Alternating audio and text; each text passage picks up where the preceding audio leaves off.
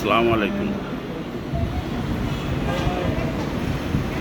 দেশ একটি সংকটময় মুহূর্তে আছে।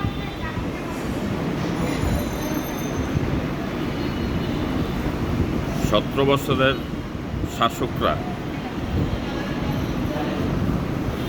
যার যার পছন্দ মতো জায়গায় পালাইয়া গিয়েছে।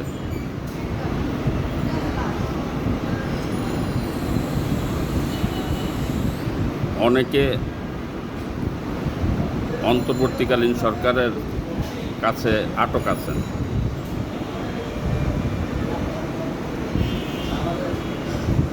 প্রধান উপদেষ্টা সেনাবাহিনীর প্রধানের কথা অনুসারে 18 মাস পরে নির্বাচন হবে।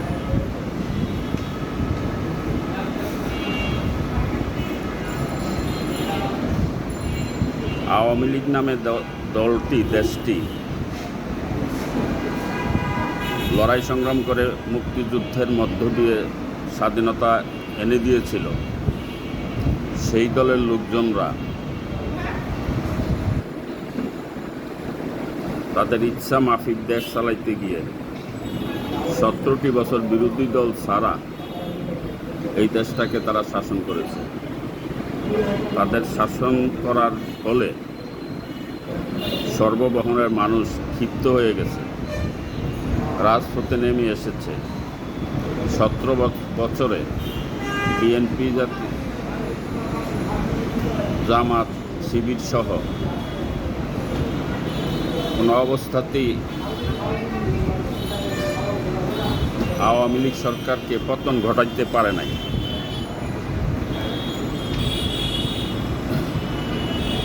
কোঠা আন্দোলনের নামে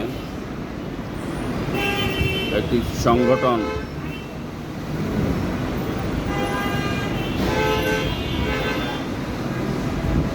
এবারের আন্দোলনে সফল হয়েছে। বৈষম্য বিরোধী ছাত্র আন্দোলন জনতার ঐক্যবদ্ধ হয়ে 17 বছরের শাসকদেরকে এই দেশ থেকে বিতাড়িত করতে সক্ষম হয়েছে। এখন জামাত বিএনপি নির্বাচনের প্রতিযোগিতায় মাঠে দৌড়াচ্ছে। জনগণ তাদের ডাকে কতটুকু সাড়া দিবে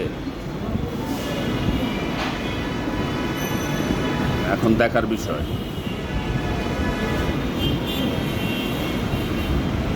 17 বছরের স্বৈরশাসককে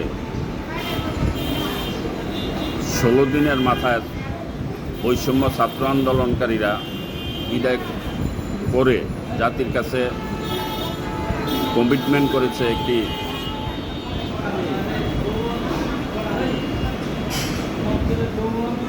রাষ্ট্র সংস্কার, রাষ্ট্র মেরামত। 17 বছরে যে সমস্ত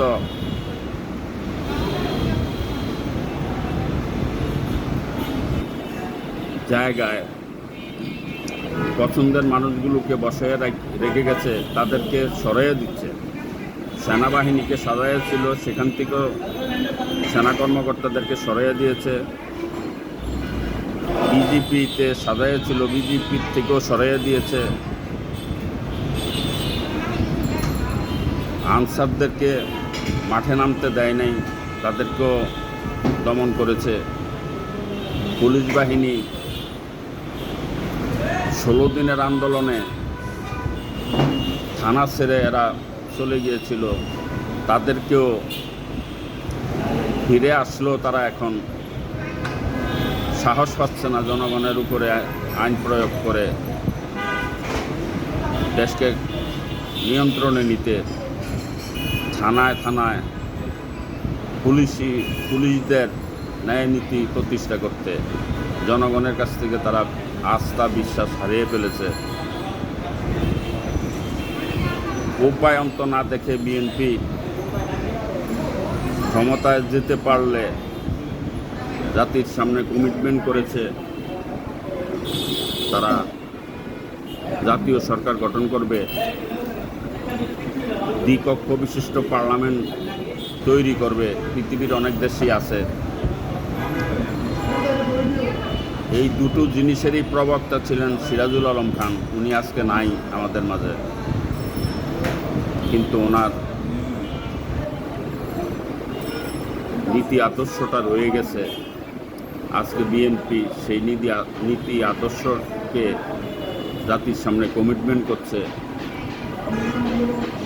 এবং বৈষম্য ছাত্র আন্দোলন জনতা তারাও জাতির সামনে একটা ওয়াদা অঙ্গীকার করেছিল দুর্নীতিমুক্ত, শোষণমুক্ত, ন্যায় বিচার প্রতিষ্ঠা করবে, এই দেশের মানুষকে শান্তি ফিরিয়ে এনে দিবে এবং আওয়ামী লীগ স্বৈরাচারকে বিদায় করে নৌকা ডুবে আবার ধানের শ্বাস করবে, এইটাও আশা করা যাচ্ছে না। সবগুলো মিলিয়ে এখন দেশ কোন দিকে যাচ্ছে এখন ভাববার বিষয় এবং দেখার বিষয়। লাইভ থেকে বিদায় নিচ্ছি। আসসালামু আলাইকুম।